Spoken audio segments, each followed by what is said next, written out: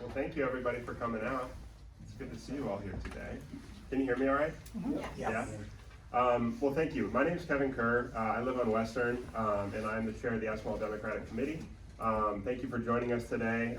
As folks know, this is a forum for the Democratic nominations for the 3 seats on Aspinwall Borough Council.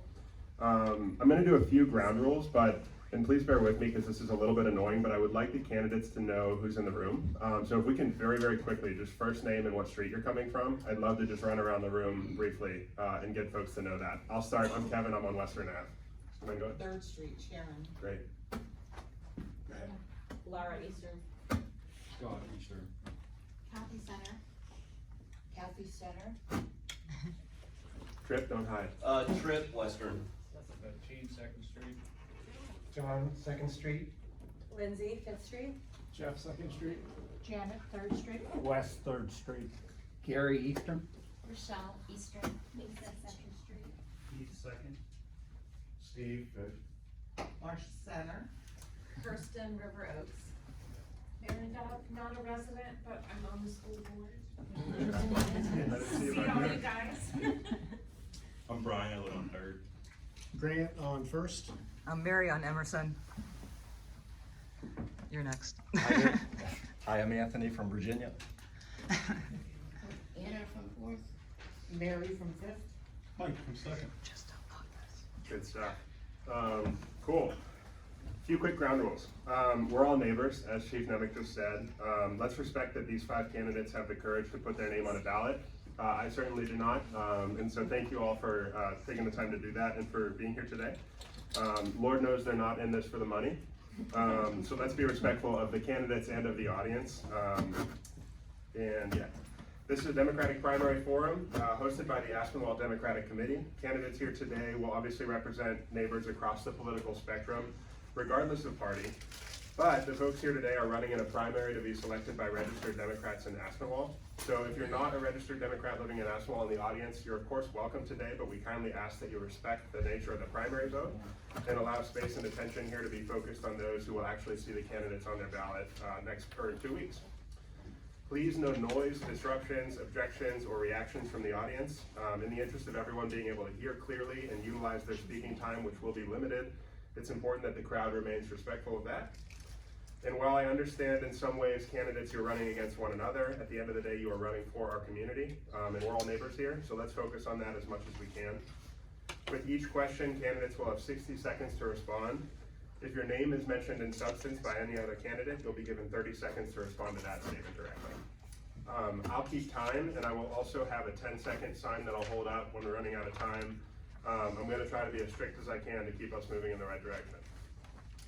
Any questions? Can I ask for clarification? What did you say about 30 seconds? Yeah, so if your name is mentioned in substance by another candidate, you'll have 30 seconds to respond to that. Any questions? Yes, go ahead. Questions are only written. Yes, so in the interest of keeping things sort of controlled, please write down questions you have. I'm happy to try to ask them as much as I'm able to. We've got a good chunk over here already. Okay, Wes, if you want to post it, Chief will hand you a pen and a post-it. Yes, I will. all right, we all good? So I did a random generator for names to pick who will answer each question first. And we'll just go from that person, we'll go down the table and then come back this way. First up, opening statements. Who are you and why are you running for Aspinwall Borough Council? We're gonna start with Heath on this one. And if you guys could leave your mics on, just leave them on for the duration. Thank you. Yeah, I'm Heath Turnquist. I live at 98 Eastern Avenue. I've lived there for over a decade now with my wife and my 2 daughters. It's been a real pleasure. I got involved about several years ago during a help forum prior to Aspinwall. Got to know a lot of people through that, and then with my kids through school, sports. Just got to learn about a lot of the Aspinwall community. I grew up in a small town in South Dakota, 3,500 people, so it felt very similar. And my family was always very involved there, and I really wanted to be involved. And so I ran for election, won that, and then so now for the last 4 years, I really involved. I love being on council. Why I'd like to run again and be reelected is we've really got a lot of good stuff in the pipeline as far as things that we're working on, and hopefully I'll get a chance to tell us all more about later. So I'd just like to, one more term to finish what I've started, and and I feel, pretty happy with the job I'm done, and so. Thank you. All right, Mark, you're up. All right. So I'm Mark Schimmel. I live on 5th Street. I'm relatively new here, especially compared to a lot of people who I know have lived here their whole lives. We moved here though because I got a job at CMU, so we had to move to the Pittsburgh area. I work there in institutional research as a research analyst in the institutional effectiveness and planning department. And we sought this town out. We sought Aspinwall out as a place that we wanted to live. The house came open, and since we've been here the last year and a half, we have fallen in love with it. We see this as our long-term home and a community we want to continue to be a part of. And I see this as a good opportunity to get involved and serve on the council and serve that community and continue to make this place better. I was previously on the school board in the town that we lived in before, so I have some local government experience coming in, and experience with working with residents and working on a council and voicing concerns. Mark, I'm gonna cut you off, thank you. Sorry. My paper methodology isn't working great, so I'm just gonna say 10 seconds. Sorry, Mark. David, go ahead. My name is David Brown. I live at 227 First Street. I'm a 31-year resident of Aspinwall. I've been very active in Democratic politics for over 20 years. I've done a lot of campaigning for candidates running at every level of the government. I founded and led the Priority Aspinwall movement in 2016-17 that opposed the entrance road for the Mercedes Company at Eastern Avenue, and that experience led me to run for Borough Council, because at the time I thought the citizens were not being well represented by our Borough Council. I then served a 4-year term on council, ran for mayor, and lost by a narrow margin in 2021. And I'm running again for Borough Council because I'm highly dissatisfied with the way the current government is running. I personally believe it's being run by a small political cabal of families that are not doing any work and not moving the interests of the community forward, and that is why I'm running. All right. Lou. All right, hi. For you guys who don't know me, I'm Lou Corsi. I'm 32, live at 122 Emerson Avenue. First, I'd like to thank Mr. Kerr for inviting me to this forum. I've had the privilege to live in this town for 27 years, and I really consider that a blessing. My goal in running is to bring new, refreshing ideas into the town and solving issues that face the borough. My driving force is wanting to be able to represent all members of this community, regardless of what side of the aisle we all sit on. I want to give back to the community that has given me so much. Thank you. Patty. Go ahead. I'm Patty McCaffrey, and I live at 114 Eastern Avenue with my husband Gary Bridger for more than 20 years. I first started as a renter, fell in love with this town, bought my house. I was involved very early on with council and all of the community and many organizations. And I never thought that I would see myself sitting on council or running for council, because for the most part, council has worked pretty well over the years. That what prompted me this time to run was getting appointed by the current council for a vacancy left by Dave Borland. And that was because of my working with him on the comprehensive plan steering committee since 2019. Pandemic slowed us down, but there's a lot more work to be done, and I'd like to be there to finish the work. That may take quite some time, but implementation of that plan is important to me. And many more items, but that's the main reason. Thank you. All right, next question. You're here today because you're running in a Democratic primary, and given that this forum is hosted by the Democratic Committee, can you say why are you a Democrat and why does that matter at the local level? Start with you, David. I've been a Democrat ever since the early 1980s. And the principal reason I'm a Democrat is I'm a thoroughgoing egalitarian, and I believe that all people are created equal, regardless of your race, ethnicity, gender, etc., and I've led my life in accordance with that precept. I do my best, my utter best, to treat every individual, rich, poor, otherwise, as if they're a human being first and foremost and the same. And I bring that same ethic to my government role. I don't care where you live in Aspinwall. I don't care whether you're an R&D. I don't care whether you're a renter or a homeowner. You will be treated equally by me. and you deserve the same rights and protections and privileges of any other resident in this community. And I live by that ethic, and I will continue to live by that ethic. And that for me is the fundamental purpose of the Democratic Party, also caring for people, which is part of it. And I care profoundly for the welfare of all the residents of Aspinwall.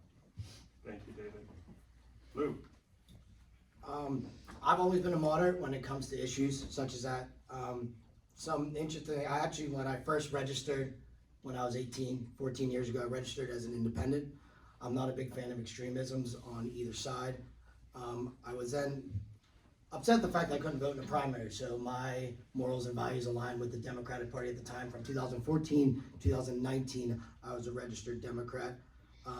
Then started to see the left become more of extreme views, switched over to the Republican side, and we all know how that went. So with those values and those ideologies being more extremist, I then landed back on the Democratic side. I'm 32 years old. I'm still trying to find exactly where I fit. And I feel like as of right now, this is the best place for me. Thank you, Lou. Patty?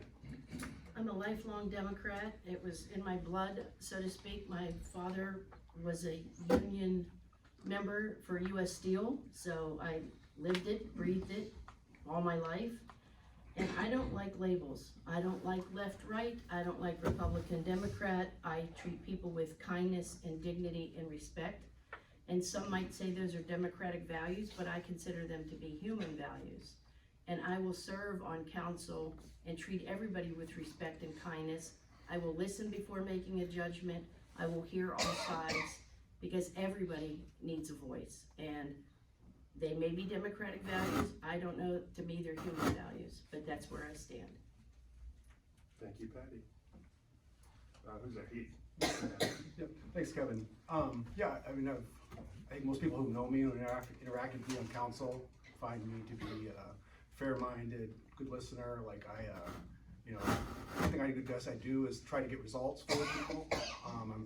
Time's important, and I guess so. One thing I feel like I've done as a Democrat, getting good results for causes that are important to Democrats. I think with the environment, one thing that I've done was make sure first thing I did on council was to ban fracking or regulate fracking in Aspinwall, which was something that R47 had threatened to do here in Aspinwall. Another thing too is, going back to this idea that we need to treat people equally, and that's not just like this group of people or this group of people. One thing that did help see through was the creation of a Human Relations Committee, which is something that a lot of people in the state aren't protected equally. And, I think that was, so I think, not only just I speak my values, I do try acting on them and get results. Thank you. Mark? Yeah, so I'm running now as a Democrat, where the vast majority of the council is Democrats, and I said I previously was on the school board, and I was the only elected Democrat on a whole 9-person school board. So definitely running in a different environment now, but have stayed true to being a Democrat, no matter in the elections or where I'm running, because I do believe in the Democratic Party, and primarily because I believe in good government and the ability for government to help people make progress, whether that's things like the environment, social justice issues, and making sure everyone has a good place to work, live, and play. So I believe in those things, and at the local level, I think that's particularly important, because that's what we're trying to do here in Aspinwall, is giving people a good government that works for them, that makes this a great town and continue to be a great town and a great place to live. And I also see the ability for Democrats to continue to push progressive causes. I think Mandy Steele is a great example of a borough council member in another area who did a lot with progressive causes, and taking that example as well. All right, last partisan politics question, then I promise we're going to get to local stuff. This came up twice in audience questions, so it would be remiss not to ask it. Can you share who you voted for in the last 2 presidential elections? Patty? With all due respect, I find that objectionable. We have an Australian ballot. You're not supposed to. Say again? We have a secret ballot. You're imposing on people's So, privacy? sure. If you prefer not to share, totally fair. But if you're willing to share, it came up from 2 audience members. I voted for President Biden, and before him, Obama. Okay.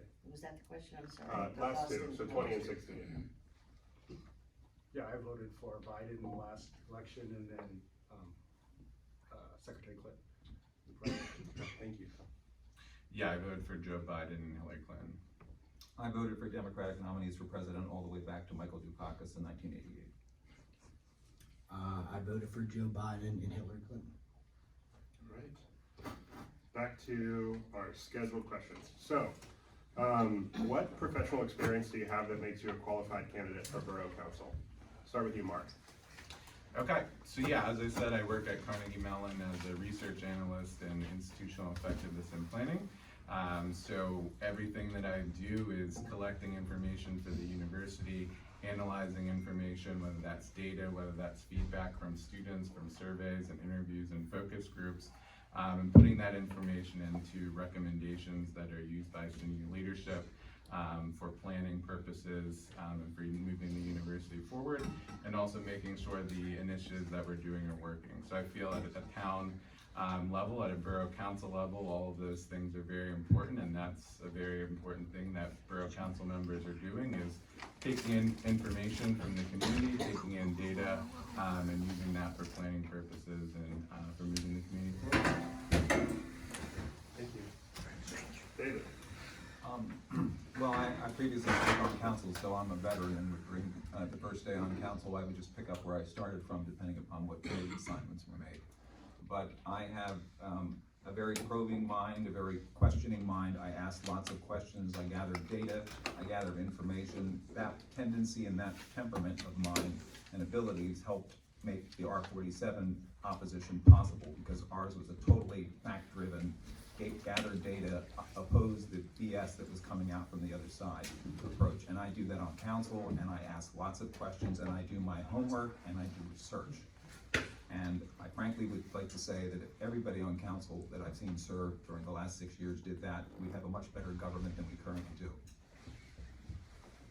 Lou. I have been for the past 10 years in a management position at the business that I work in. So regards to handling people and handling different situations, that's where I excel in. I also, unbeknownst to a lot of people, worked for the borough for 5 years. So I have an understanding of exactly how the in and out of the borough work from a day-to-day perspective. Also in the past 27 years, I have put myself in a position to be very familiar with a lot of people in this town that have previously ran this town, previously been on council, and they can answer the questions that I can. I plan on using them as a resource when we get to questions in regards to infrastructure and stuff like that, because they know more knowledge than me, and they're more the experts, and that's for the people that we need to ask. Thank you, Lou. Also, I think worth clarifying, no candidate has seen or heard any of these questions in advance, so this is all new to them. Great, Patty, you're up. Okay, through my real estate career, I've learned all about people. I've learned to listen to people, and I've become a really good problem solver. People think real estate is sexy and fun, and you get to see a lot of houses, and you make a lot of money because you do a lot of sales, but there's a lot of behind the scenes work and a lot of effort and preparation that goes into that. And I have found in the short time I've been on council, how much more that goes on with council than you see here in 2 hours a month in meetings. And I thought I knew how much they did because I am close to many of the members, but I have to tell you, they work harder than any of you realize. And I will continue that dedication. I will continue to be hardworking because we have a lot of things ahead of us. And I think you have to be able to listen to every voice, but you have to be able to juggle and look at all the needs. And sometimes it will be tough to prioritize, but infrastructure is one of the main things that we really got to get to work on. Thank you, Patty. Keith. Yeah, no, and then I'm a researcher at the University of Pittsburgh, so I do have a skill set looking at, and how to analyze a problem and come up hopefully with a solution. But, going into this, you had all these ideas, you wanted to change, here's what I'm gonna do, and it was all about me. But, to be honest, in the last, I think what I will bring is just the experience and the relationships that I've formed working with people. I mean, I've had a meeting with Gene and Jeff about the new fire trucks we need, about merging the fire departments. I've met with, and this in the last couple of weeks with Melissa about, projects for infrastructure that we're trying to do. And, this, it takes time. I just remember thinking, boy, why can't council snap their finger and do these things? Because it just does take time to build these relationships You're only working, as much as you can to vote on things for a short period of time. Yep.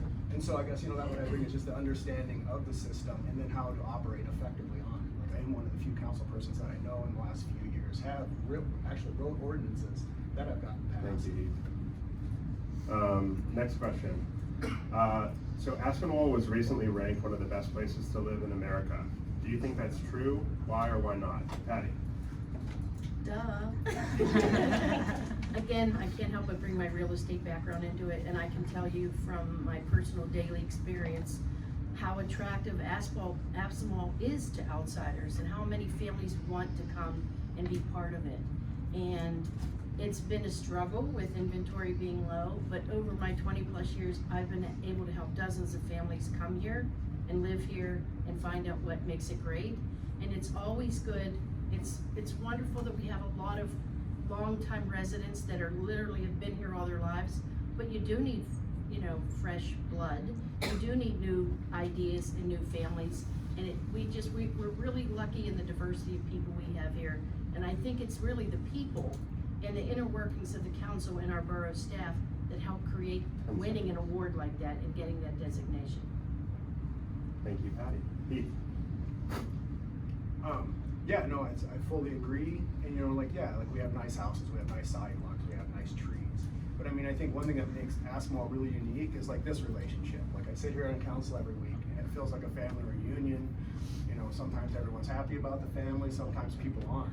But and it's very unique, and Tim lets everyone talk, and we come out of here and Aspinwall's better for it, right? And I know there's some of you out there that have not agreed with me. We've had our differences, but there's a lot of, but I think we've resolved them, and I think that's how it works here. It's a great place, right? And I think with that, people see hope, people see promise, and it's a great place to be, because we can all, at the end of the day, work together to keep Aspinwall great and make it better, so. Thank you, Heath. Mark? Yes, definitely. So as I said, as someone who's new to the area and sought out this town to live in, that was one of the reasons we saw it on the niche rankings, was one of the first places we first saw Aspinwall. I think that's the one you're referring to. That time, I think Aspinwall was number 2 in the Pittsburgh area. Since then, we've gotten to number 1 in the Pittsburgh area. And I think, our decision to move here, we've only doubled down on that. Based off of being in the community, seeing the walkability of the streets, meeting everyone here. And I think we continue to push better. I think the number 1 on that ranking is Chesterbrook outside of Philadelphia, so another community in Pennsylvania. And we have qualities of that community as well, and can continue to push up that list and continue to make Aspinwall even better. Thank you, Mark. David? I'm not especially well-traveled and wouldn't presume to judge as to which are the best 25 communities in the United States. It's being a very big country. That being said, I will say, having lived here for 31 years, my family has profited from it emotionally and otherwise, and enjoyed living here. It's a good place to live. I tend to distrust polls of that kind, like U.S. News and World Report ranking things and things like that. I think a fair amount of that is propaganda. We're in a very good school district. I take public transportation every day to work, which I have for 30 plus years. So there are huge advantages to living here if you want. And I've often said, when I talk to people about where we live in a large metropolitan area, but you feel like you're living in small town America. We're in the community we live in. And I've always appreciated that about Aspinwall. Thank you, David. Lou? Where to start? I love this town. I love everything about this town. The passion that I have flows in my blood for this town. It's a really hidden gem. It really is. There's not many towns like this left in America. And what makes it this town is the people of this town. You really look, and it's wild to walk down the street and know where people live and know people by name when they walk down the street and say hi to people. It's special. Not a lot of communities have that. The fact that with my line of work, I'm able to talk to a lot of people, and not only when they first move into town, welcome them to town. If they're not from town, I give them the whole lowdown of it, because I think everyone deserves the fact to know that we live in one of the greatest towns in America. Thank you, Lou. Also, apologies if I'm slurring at all, but I have an 8-month-old at home who's got her 3rd tooth, so that's the reason. It's not because I got anything fun in this mug. So I want to keep on the niche ranking briefly. Pittsburgh-based ranking company Niche ranked Aspinwall number 20 in its list of best suburbs in America. It also ranked Aspinwall number 3,620 for most diverse suburbs in America. Do you think that's a problem? If so, what can our Borough Council do to make our community a more diverse and welcoming place for all? We'll start with you, Lou. What was the first one, Kev? The first number, number 20 you Yeah, said? number 20 suburbs, and then number 3,620 for most diverse suburbs. Yeah, so I think as a council, we can try to get involved with more stuff in regards to opening up to everybody. I think a big part of it is the 40% that are renters. And renters not having, being house homeowners rather, and coming in, moving in from different outside of the city. That could be a way to communicate with people and get them more involved. Those people aren't from town, they would bring more of a diversion. To be honest with you, I think this town is very diverse. I know it's ranked that way, but if you take a walk around, there's many different people of different races and different identities, and I think that ranking is wrong, to be totally honest with you. Okay, Patty. I just want to say that there's always room for improvement, but I do think we are pretty diverse. I'm not sure that council has a role in determining who lives here.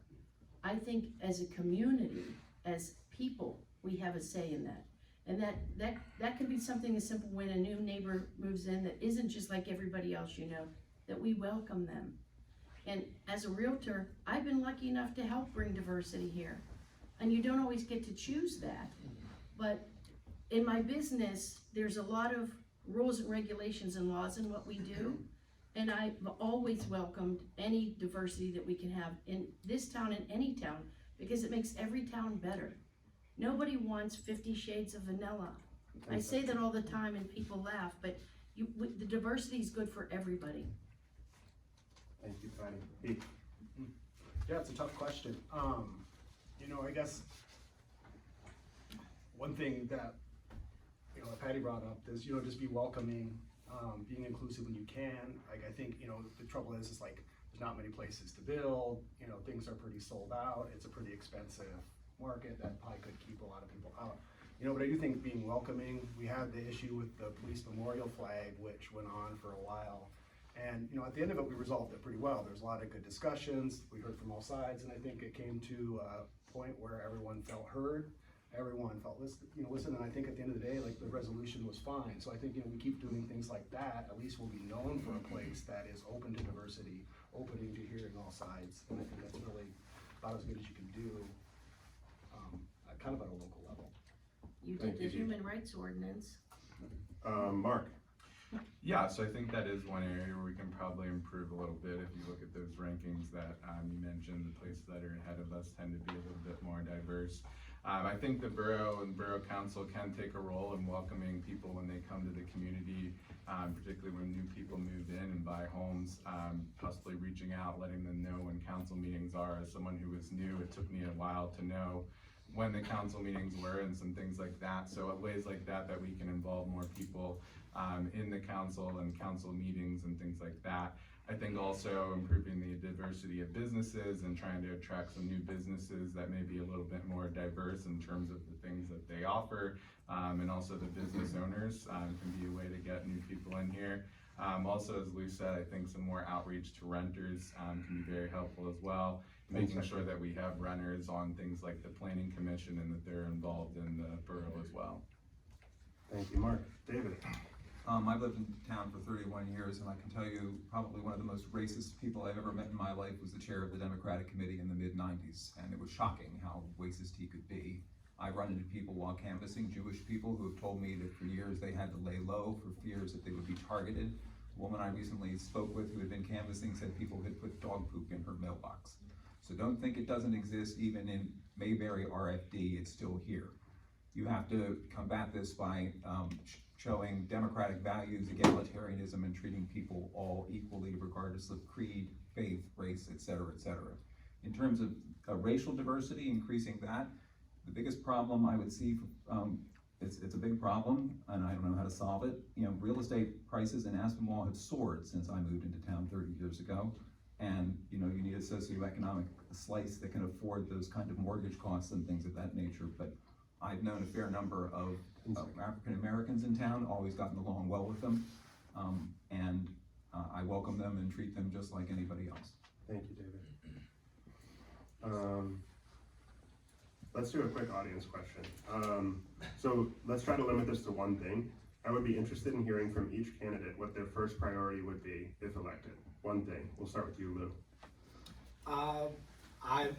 Not that anyone on council is doing a bad job of this, but I relate to public safety. My father's been a firefighter here for 35 years, so I understand, sorry Jeff, I understand the ins and outs. I understand the ins and outs of how all that works, especially with the merger coming up with Churchburg, and how that is all gonna come to be. I have a lot of knowledge in that, so that's something that I could help in making sure gets completed.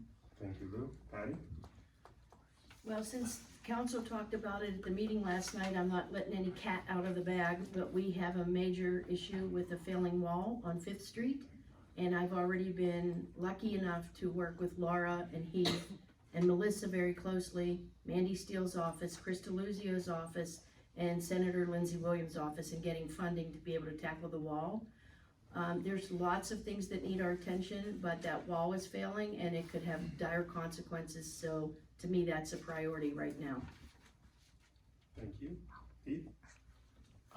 Yeah, I mean, it's never been a secret, even when I got on council, Freeport Road's our face of the community, and, it's basically a fly through to the waterworks. The comprehensive plan has some really nice ideas on how to make it more attractive, to make it safer, and so that's gonna keep being my priority. We've had discussions, and then also, part of that too is like train safety is another one with the obvious thing that happened in Ohio, that if there's gonna be an accident with the train that happens in Aspinwall, it's gonna be right there.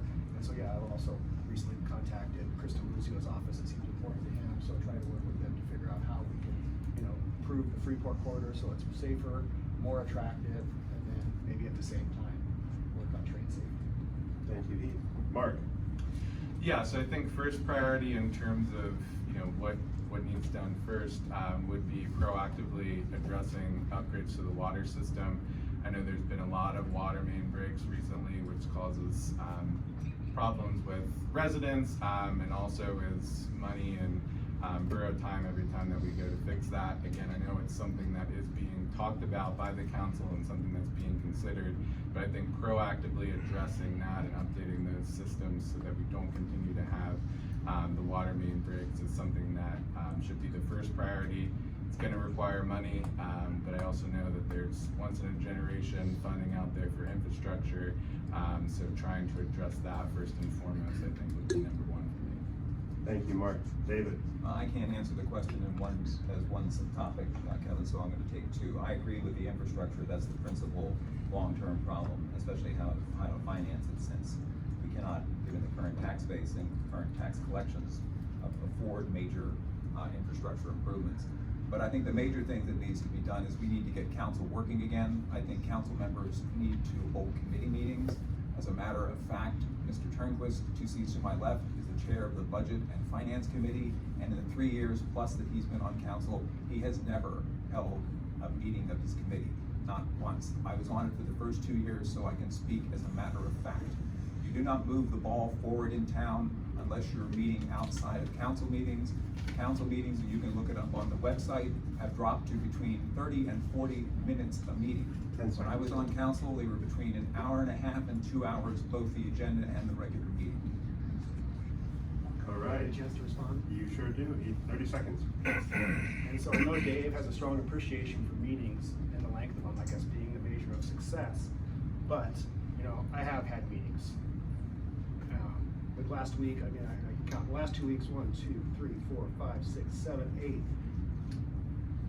Now that you realize you're Dave, running. you had your chance. I did not interrupt. David, Mr. Turnquist, I'm allowed to interrupt. David, wait a minute. Heath, are you set? No, I'd like to continue. Yeah, go ahead. Yes, and so I have had meetings on finance, and one thing I've also done is made it clear, when I got on there, you can tell what was going on. First thing people said to me, I don't understand the financial reports. So the first thing I did 5 seconds. is, I need longer than this, sorry, I got interrupted. I made those very transparent, and I would say everyone on council would say exactly, we know where the books are at. I also talked to Tim and said, hey, the two big things Sorry, that Heath, we're at time. I need to finish. The two We things. gave you 30 minutes. Yeah, but I got interrupted in the middle. No, I added for it. All right, what I also did was made sure that I was on the committees where that had the most impact I'm for, sorry, I got it. for, council, and so now I'm on those as well, without me. Sorry, thank you. All right.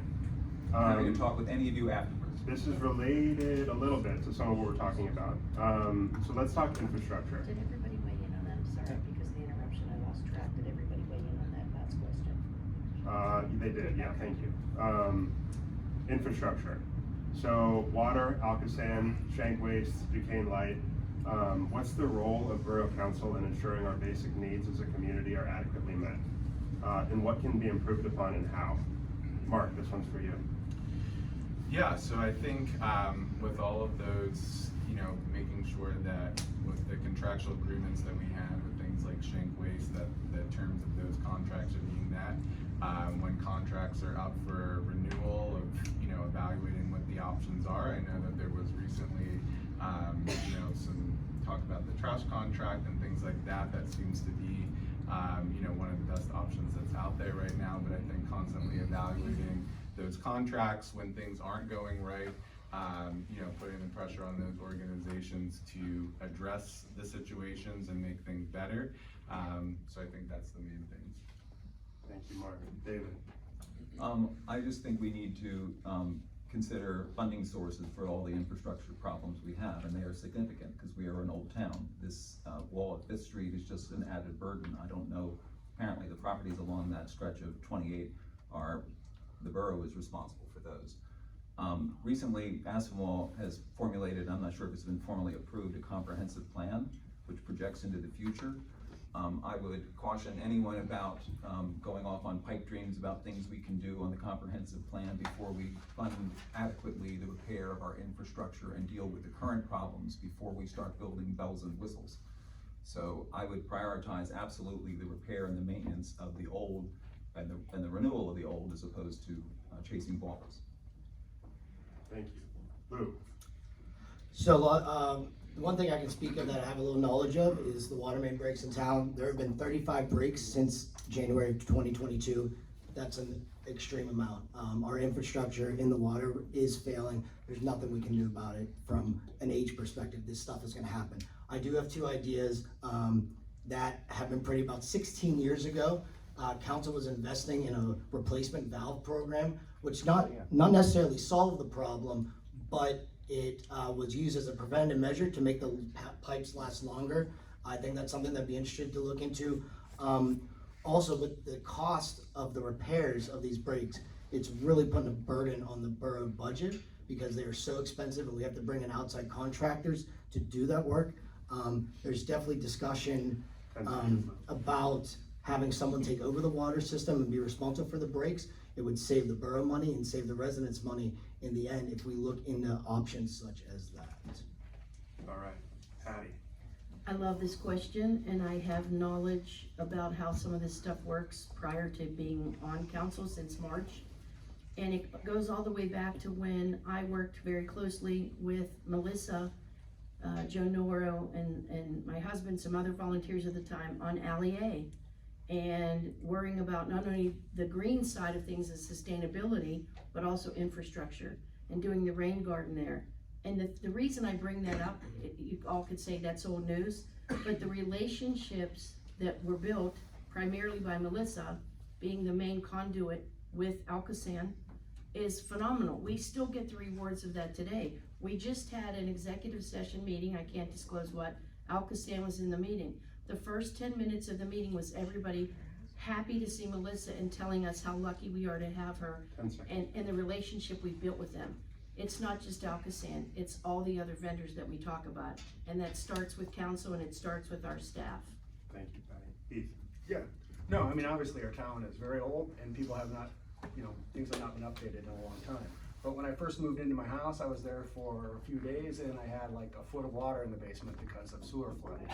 I went and talked to Melissa, we had meetings, and they said, oh, it'll be like $10 million, we can't do it, you're stuck with it. And then we kept persisting, and now we have every street headed this way in Aspinwall, through grants. I think we've spent $1 million and they've spent $3 million in grants. I'm assuming we'll do the same for the water structure to do, similar things, find that, to fix that. It's just gonna take work and persistence. Lou's idea sound really good. you know, and then this year has been extreme because of weather events and some other things that hopefully we can get some financial remediation for in the town. But yeah, I mean, it's obviously a problem and we're working at it. It's just, I wish you could snap the finger, but it took us, I think, 6 years to get the sewers done. And that is definitely a lot better. Thanks. As an Eastern Avenue resident, I appreciate it. All right.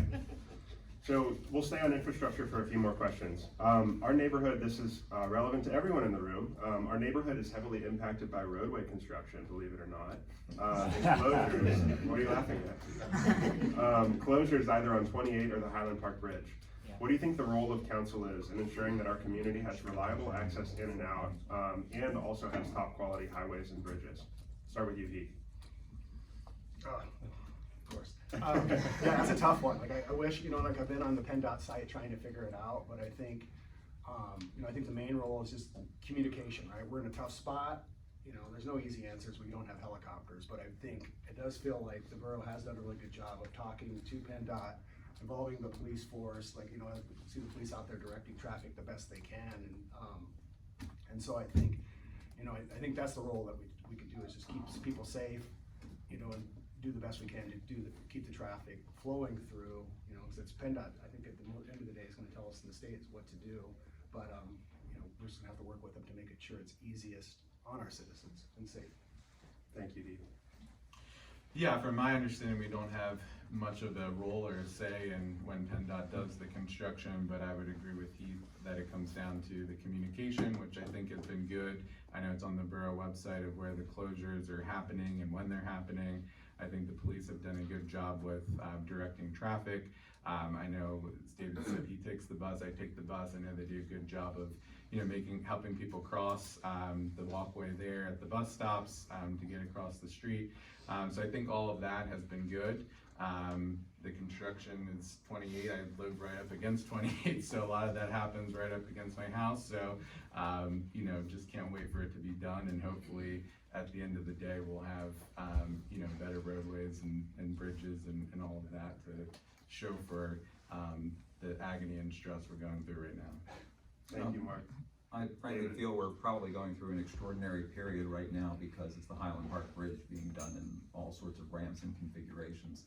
I expect that a fair amount of this would pass, and as everyone else has pointed out before, we've known from previous, just trying to get right turn, being able to turn right coming out of left, stopping people from turning left coming out of Eastern has been impossible because PennDOT has an absolute veto over those things.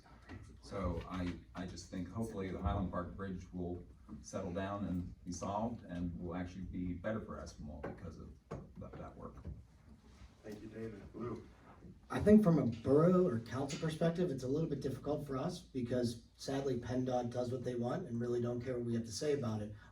It's been a mess for the past 3 years, again, out of our control. The best thing that we have done so far, like he said, with the communication, the police have been great in helping us and helping traffic get through the town the best we can.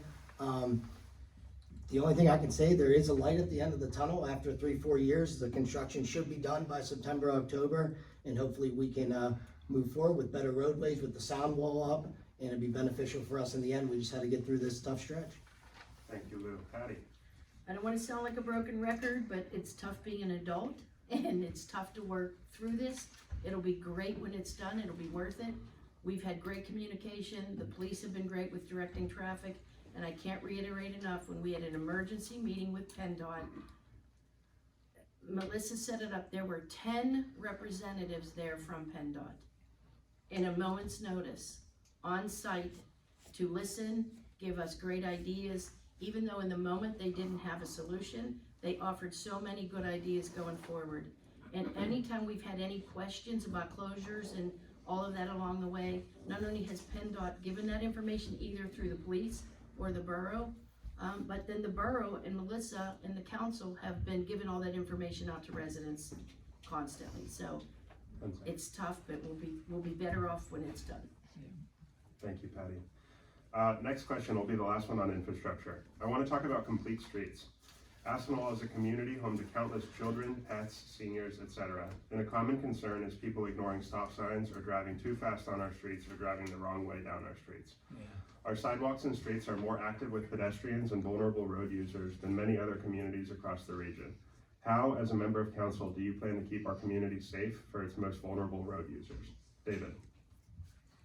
Well, I would think probably that the biggest thing we did in the last 8 years to keep the community safe in terms of the traffic was stop the entrance road at Eastern Avenue, because that would have caused a huge amount of blocked traffic on Freeport Road and people cutting through the town, et cetera, et cetera.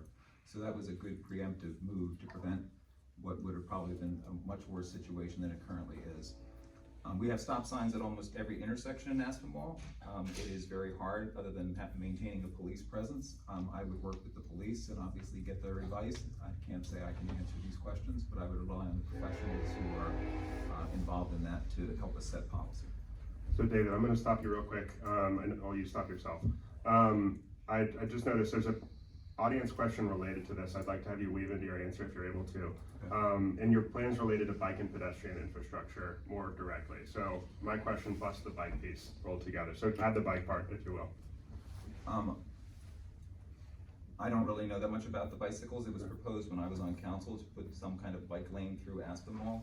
But we also have problems with parking spaces on many of our streets and where to put it so that it would be safe for the bikers and so they wouldn't be hit by cars, et cetera, et cetera. So I think it's just a real problem. Probably the biggest thing for bicycles in Aspinwall would be to complete the trail from the Riverside Park to the point. And then you could walk your bike to the Riverside Park, and I mean, crossing Freeport Road on a bicycle is not something I would do. Yeah. And take it from there. Thank you, David. So Lou, let me repackage can the you question a do little the bit. first? Yeah, sorry. How would you make our sidewalks and streets safer for vulnerable road users, meaning seniors, children, pets, and bicyclists? And how are you prioritizing them? David, thank you for bearing with me. That was a little clumsy for you. We'll do the first one, then the bikes. All together, Okay, yeah. okay. As a member of council, obviously you have to work closely with the mayor and the police to regulate the usage and the speed of the cars. I think it's very interesting to note a lot of people are interested in paved roads and a lot of people are interested in keeping the streets as brick. One of the interesting things is the bricks kind of act as a natural speed bump, slow the cars down. So that's an argument for another day with the roads. But in regards to the sidewalks, I believe we got a grant, if I'm not mistaken, about 5 years ago, where they started implementing all the handicap spots on all the corners, which was very nice for wheelchairs to be able to go up and down. The bike, Kev, I'm sorry, real quick, the bike question? Yeah, plans for bike infrastructure. Okay. Well, there's 3 places that bike goes. One is up Center Avenue, and I think that's a really sick person to do that, but God bless them. If there's no trails that go up that way, Freeport Road seems to be a little bit 10 unsafe. seconds left. Unsafe for bikes. I think the best case scenario, like Dave said, would be able to connect the bike lane down at the Riverfront Park. It's open and not a lot of traffic down there, and be safe for Thank the you. bikers. Patty. Well, as far, and I'm weaving them together, I may not say it in order, but as far as the bike lanes and bike infrastructure, between trans system and the comp plan, all that evaluation, there are measures in there that could be enacted that could make it safer and get greater exposure for bikers. It will take funding. It's not gonna happen overnight. And the good news is both the consultant that we've hired for the comprehensive plan and trans system work regularly with PennDOT. I know everybody's tired of hearing it keeps going back to PennDOT, but there is a good bit of it that goes back to PennDOT. And I encourage all of you to read the draft of the comp plan, because the information's in there on as far as the bike stuff. Thanks, Patty. 10 seconds, sorry. Keith, go ahead. Yeah, I guess since we're talking about meetings, and me attending meetings and meetings that I've had with like people like John Stevens, Heath Asbury, as part of like open pedestrian groups, it's been a long big talk about it. I helped relay that information to when they did the comprehensive plan. So that's part of the comprehensive plan, is like a marked bike lane through, at least a safer bike route off of Freeport Road through Aspinwall. And then going back to David's point about turning, left off Eastern being a problem. That's actually outlaid out in the comprehensive plan about what a kind of remapped part of that part, you know, so like going back to safety. You know, and I do think, you know, go back to the Freeport, a lot of that, you know, people cut through to get to places, right? And I think, you know, there is ideas in the Freeport where we can have like, we can't really modify the road because it's a PennDOT road. We can modify the Aspinwall side in that you have bump outs, crosswalks, you know, so that will slow things up and make things safer. You know, so these are the things that I'm trying to get done. You know, the plans are there. Thank you, Heath. Mark? Yeah, I know that traffic safety is a big concern, and making sure that we're enforcing that. I think there's opportunities to increase signage in some areas, particularly one-ways and speed limits. I know there's, you know, one-ways that might not have the one-way sign on both directions, and some residents have pointed out to me that there's not speed limit signs, particularly turning off of Freeport Road onto Emerson was one example, where there's not a speed limit sign right when you turn onto Emerson. You actually are on asphalt and not on the bricks, so people are coming pretty fast down there. So I think there's ways to increase signage. I think we can continue to increase enforcement, which I know is something that the police are doing, and has been an active you know, effort, but I think continuing to do that and making sure we're doing that in a data-driven way to increase enforcement. And then as far as the bikes, I think if we can complete the Three Rivers Heritage Trail, that would be great, but that might take a while. So if we can at least improve the entrance to the Aspinwall Riverfront Park, which is also in the comprehensive plan, that would be an interim solution. Thank you. All right, I want to be mindful of time. We're close to the end of our scheduled time tonight, so I have 3 more questions. One that's a regular length, and then 2 that will hopefully be a little quicker. Are we weaving in audience questions? We are, yes. So how would you evaluate the state of our business district, and what, as a council member, would you do to attract and retain good quality businesses in our community? Mark, this one's for you. Okay, yeah, this is a good one. One that I feel passionate about. So I think there's some things with the zoning. It is in the comprehensive plan that we can do to look at zoning and making sure that the businesses that are in our commercial districts on Commercial and on Brilliant are businesses that are going to increase foot traffic. So making sure they're not just office buildings and things like that. So updating the zoning to improve that. I think the borough business directory that we have online can be improved and be more robust. I'd like to see that include some more information about businesses and also designations on there for women-owned businesses, minority-owned businesses, and veteran-owned businesses. So residents can easily see that. And I think anytime we have a new space come open in our commercial districts on Commercial and Brilliant, we can, you know, as a borough, really make sure that we are attracting diverse businesses, bringing in some new things. I'd really like to see a brewery. I know that was something that was talked about in the comprehensive plan, but things like that that we don't have already. David. I'm a very big believer in supporting businesses in general, especially small businesses and private businesses. And I've talked with a fair number of people. I talked with a couple in Aspinwall who used to have a business in Sharpsburg, for instance, and they could never understand in Sharpsburg why the local government was also always hostile to the business. It just makes absolutely no sense to do that. I believe, you know, Aspinwall government should support all of the businesses here to the best of our ability. One of the things I remember we did during COVID, which was a nice fix, Town Drug had a problem because of parking in front of it, and the COVID thing, they were having people that fall off and the people coming in for prescriptions, and because people didn't want to go into the building, but there was no parking out front. So fortunately, I helped them work with the police officers to set up kind of a drop-off zone so the car could come in and just run the prescription out. And that's the kind of thing you need in local government, you know, to help the businesses, because, you know, if you're in a pharmacy, for instance, it's a very competitive world, and if they can't get into your pharmacy, your business just shrivels to nothing. So I'm a huge supporter of small businesses and would do anything I can to support any small business in that. Right. Lou. A couple of things. I think it's very unique that we have 2 business districts in town, not just one. Brilliant Avenue and Commercial Avenue. Commercial Avenue being your more of food, and Brilliant Avenue being your more boutiques. I think that's a very cool thing that Aspinwall has. With that being said, I believe government in the local level should be as supportive as they can for small businesses, especially coming out of COVID. I don't believe we lost any businesses through COVID, which was a blessing. Also, I'd be very interested in looking into a way to connect the business districts. Alley A being an example, I think it'd be a great opportunity to be able to connect both of the business districts together as a walking path or something along those lines. Thank you, Lou. Patty. That's why we did Allier, was to connect the two businesses. We are unique in that we don't have one location for our business district. And as a member of the Chamber of Commerce, we are in the process, thanks to some guidance from Melissa, to segment even the members of the chamber to more accurately reflect their businesses.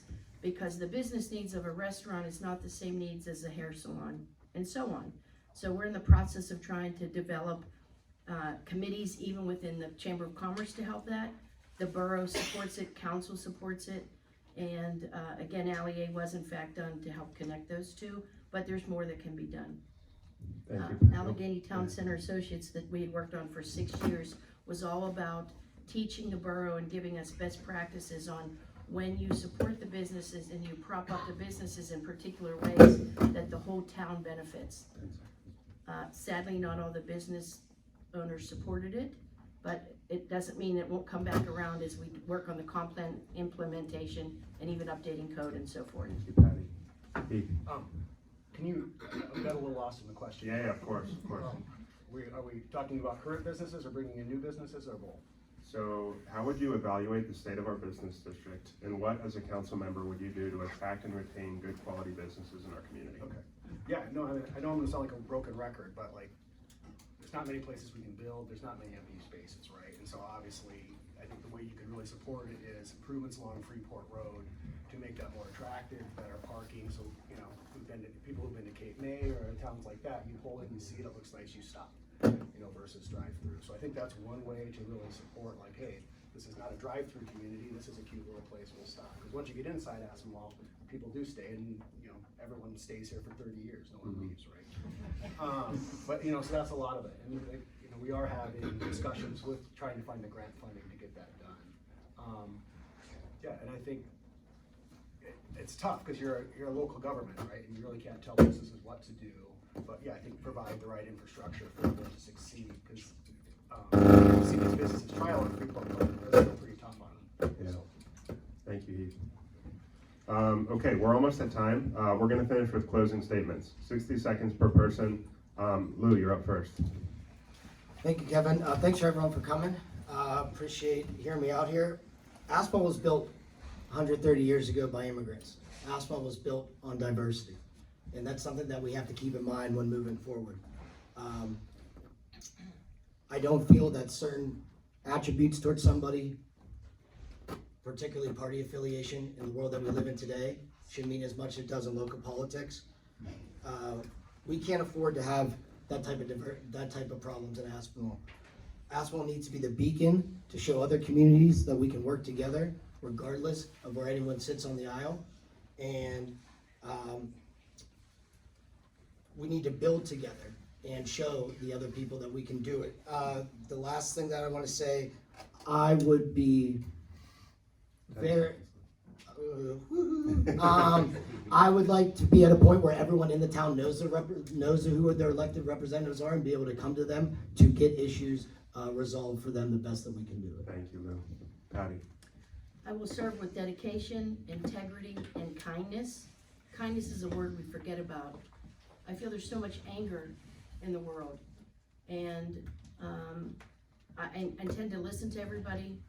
Nobody will be harder working for you than I will.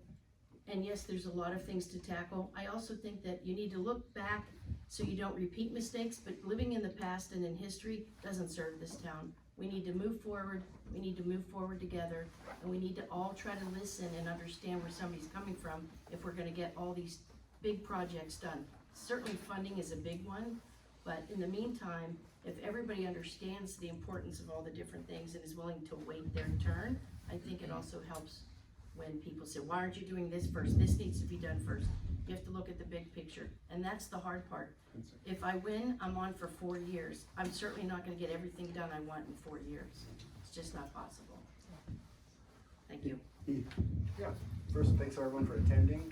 It's been a real honor to do this for the last 4 years, and like, you know, I'm not here to like, you know, I'm here to get things done. That's why I got into politics. That's why I got in, you know, to try, what you guys want done in Aspinwall, I'm gonna try helping you get that done. I'm not here for personal vendettas, I'm not here for personality issues or anything, I'm just here to get work done. I think I've done a good job with that. You know, I'm happy to take any questions about it. I think it's clear what my plans are. You know, I want to work to improve Freeport Road. I want to work to help get the infrastructure done. We got a fire department merger to get done in the next, few months. So I guess I'd like to keep seeing that things through. Okay. Thank you, Heath. Mark? Yeah, I'd like to thank everyone for coming. Glad to see the crowd has grown since we've got here. And like I said in the beginning, I love where I live. Want to continue to stay here for a long time. I see the experience that I bring, both my work experience and prior local government experience, as a unique set of skills that I feel like I can bring to the council, along with a fresh perspective as a new resident. One of the biggest things that I would want to do as a council member is get more people involved, whether that's coming to meetings or just knowing what's going on in the council.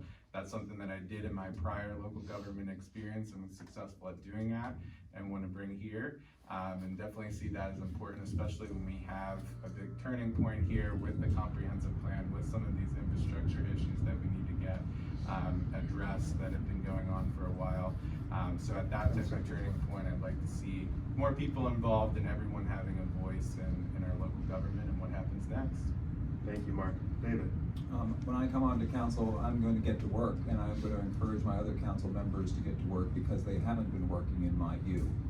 When I was on, the first 2 years I was on council, I chaired the Public Safety Committee, and we did lots of work. We met with police officers, we considered a regional police consolidation plan, we got new ammunition and equipment for the officers, a new vehicle. In the second 2 years, when I served on the Environmental Services Committee, thanks to Marcia Cooper's initial work on the fracking ordinance, which I took over when I started chairing the Environmental Services Committee, we passed the anti-fracking law. Mr. Turnquist has taken credit for this on his flyers. It's not true. He did not spearhead that. It was basically fell into my lap because of the work Marcia had done with the council. In addition, I spent a year with the Shade Tree Commission, working in meetings every month, spending probably 5 to 10 hours a month. I wrote the ordinance, and it took a year to do it, and it was passed. So if you get people working and committee meetings are held and council members start working again, you can go to the website and look at how long council meetings are lasting nowadays. Thank you, David. 30 to 45 minutes. All Back right. when I was on council, it was 2 hours. David, thank you. Heath, 30 seconds. Yeah, I mean, so when I look back through the minutes, and the first time the fracking ordinance was brought up was in September 2018. I got on council, worked with Heath Asbury and Environmental Priorities, the group, and Heath and I wrote that, and then we passed. Wrote what? The ordinance. David, just not a Yeah, debate. I mean, Sorry. you had 2 years, David, before I got on there to finish it. I finished. David, hold on, not a debate. One Yes. second. Heath, you got 15 more So seconds. you can, yeah, fine. And then also, like. Totally false. David. That's enough. Yeah, so no, and you can ask anyone, like, I pushed that through. I was on calls, I had the emails, I guess, if anyone wants to see it, but I mean, I wrote that ordinance with. Thank you. With another residents. Well, I thought we were gonna finish with a kumbaya moment, and we didn't. That's it. So thank you all for being here today. I appreciate it.